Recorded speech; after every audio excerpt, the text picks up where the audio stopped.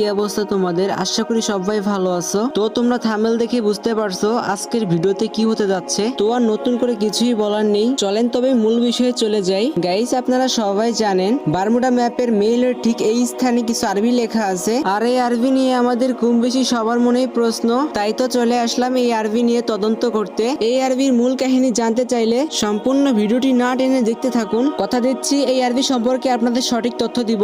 স্ক্রিনে দেওয়া এই ইউটিউবারের কথা অনুযায়ী আরবি লেখাটা যেহেতু নদীর দিকে ইঙ্গিত করছে, তাই এই দিকে গেলে নাকি কলকটর দেখতে পাবো। চলেন তবে তার কথা মতো যাওয়া যাক। তো আপনারা দেখতেই পারছেন আমরা নিয়ে এসেছি এমন একটা গাড়ি যেটা পানিতেও চলতে পারে। তো আমরা তার কথা অনুযায়ী অনেক দূরে চলে এসেছি, কিন্তু এখনো কোনো কলকটর দেখতে পাইনি। ভিডিও অনেক বড় হয়ে যাবে বলে একটু স্কিপ করে দিলাম, কিন্তু এখন পর্যন্ত কোনো কলকটরের সন্ধান পাইনি। আমরা কিন্তু ম্যাপের শেষ প্রান্তে চলে এসেছি, কিন্তু অবশেষে কোনো কলকটর দেখতে পেলাম না আমরা। সুতরাং তার এই ভিডিওটা মিথ্যা ছিল। এত বড় একজন ইউটিউবার এইভাবে বেমানি করলো। তো আমরা আবার ল্যান্ডিং করবো মেইলে। এবার আমাদের মেধা দিয়ে মূল কাহিনী খুঁজে বের করব। চলেন তবে প্রথম আরবি লেখার কাছে যাওয়া যাক। এই হলো আমাদের প্রথম আরবি লেখা। আশা করি খুব ভালোভাবে দেখতে পারছেন আপনারা। এখন দেখবো এই আরবি আমাদের কোন পর্যন্ত নিয়ে যায়। একটু সামনে গেলেই দেখবো আরেক খন্ড আরবি। এই আরবি আমাদের বাম দিকে যেতে বলছে। আপনারা একটু আরবির পাশে থাকা অ্যারো চিহ্নের দিকে লক্ষ্য করুন, তাহলেই বুঝতে পারবেন। চলেন তবে একটু সামনে যাওয়া যাক। এখন একটু ডান দিকে তাকালেই দেখতে পারবেন আরেক খন্ড আরবি।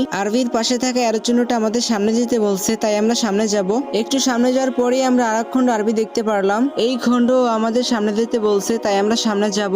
একটু সামনে যাওয়ার পর আবারও আরবি দেখতে পারলাম। এই খন্ড আমাদের সামনে যেতে বলছে। চলো দেরি না করে সামনে চলে যাই। এখন আমাদের সোজা গেলে হবে না, একটু ডানে ঘুরতে হবে, এবং ডানে ঘোরার পর আবারও আরবি। এই খন্ড আমাদের সামনে যেতে বলছে, তাই আমরা এখনো সামনে চলে যাব। সামনের খন্ডটাও আমাদের আরেকটু সামনে যেতে বলছে, তাই সামনে চলে যাব। এই খন্ড আমাদের সামনে যেতে বলছে, কিন্তু সামনে তো দেওয়াল, তাছাড়া আর কিচ্ছু নেই। তবে এই দেওয়ালের ওই পাশে কিছুটা ফাঁকা জায়গা আছে, সেখানেও আরবি লেখা থাকতে পারে। কিন্তু ওই সাইডে যাওয়ার আগে এই আরবি লেখার কিছু স্ক্রিনশট নিব। স্ক্রিনশট নেওয়ার জন্য এই আরবির কাছে যেতে হবে আমাদের, তাই এই আরবির নিচে আমরা গুলাল মেরে নিলাম। এখন আমরা উপরে উঠে গুলালের উপর লাফ দিব। তারপর আমরা এই আরবির কিছু স্ক্রিনশট নিয়ে নিব ট্রান্সলেট করার জন্য। তোমরাও এই আরবি লেখাগুলো ভালো করে দেখে নাও। আর হ্যাঁ গাইস, আপনারা যারা এখনো গেম খেলা ছাড়তে পারেননি, এই ভিডিওর পিন করা কমেন্টে ক্লিক করে ভিডিওটা দেখে আসেন। ভিডিওটা সবার জন্য অনেক অনেক গুরুত্বপূর্ণ। চলেন তবে এখন ওই পাশে যাওয়া যাক। আর তোমরা যারা এখনো আমার চ্যানেলটা সাবস্ক্রাইব করোনি, জলদি করে সাবস্ক্রাইব করে ফেলো, কারণ আমার সাবস্ক্রাইবারদের জন্য খুব শীঘ্রই নিয়ে আসবো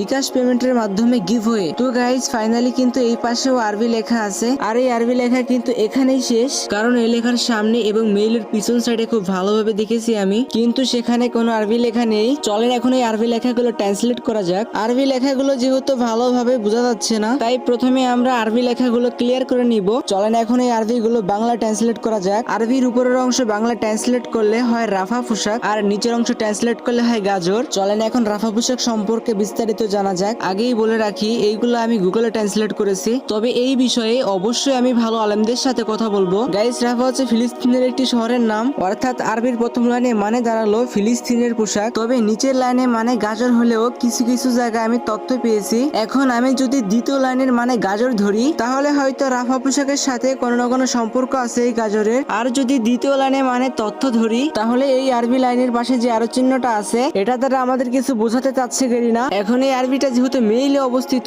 তাই আগে মেইল সম্পর্কে ভালোভাবে জেনে নেই। মেইলের বাংলা হচ্ছে কলকারখানা, আর এই কলকারখানায় কিন্তু পোশাক তৈরি করা হয়। এখন গাইস, মেইলের দেওয়ালে প্রথম আরবি লাইনের কথা মনে করো, যার অর্থ ছিল রাফা পোশাক। রাফা যেহেতু একটা ফিলিস্তিনের শহরের নাম, আর আমরা জানি পোশাক কোনো না কোনো কারখানা থেকে তৈরি হয়। আর যেহেতু এই পোশাকগুলোর নাম রাফা পোশাক, তাহলে এই পোশাকগুলো অবশ্যই ওইখানের কোনো কারখানায় তৈরি হয়েছে, তাই এর নাম দিয়ে হয়েছে রাফা পোশাক। সুতরাং গায়না হয়তো রাফা শহরের কোনো কলকারখানার সাথে বারমুডা ম্যাপের এই মেল জায়গাটার সাথে তুলনা করছে, কারণ আমরা জানি প্রত্যেক কোম্পানি তাদের আশেপাশে তাদেরই শুধু নাম লেখে, আর যেহেতু মেলের ওই জায়গার আশেপাশে সব জায়গায় রাফা পোশাক লেখা, সুতরাং নির্দ্বিধায় বলা যায় রাফা শহরের কোনো না কোনো কলকারখানার সাথে ওরা তুলনা করছে। আর এইটা আরবিতে লেখার কারণ, ফিলিস্তিন যেহেতু মুসলিম কান্ট্রি আর ওনাদের রাষ্ট্রভাষা হচ্ছে আরবি, আর রাফা যেহেতু ফিলিস্তিনের একটা শহর, তাই হয়তো রাফার কলকারখানার আশেপাশে আরবিতে লেখা, এই জন্যই হয়তো মেইলের আশেপাশে আরবিতে লিখে দিছে। তবে এটা আপত্তিকর বিষয় কেন কমেন্টে জানিয়ে দিবেন। এখন হবে আর একটা খেলা, গেরিনা ভেবেছে আমরা এটা বুঝতে পারবো না। গাইস, খেয়াল করে দেখবেন আরবির নিচের লাইনের পাশে সাদা একটা অংশ,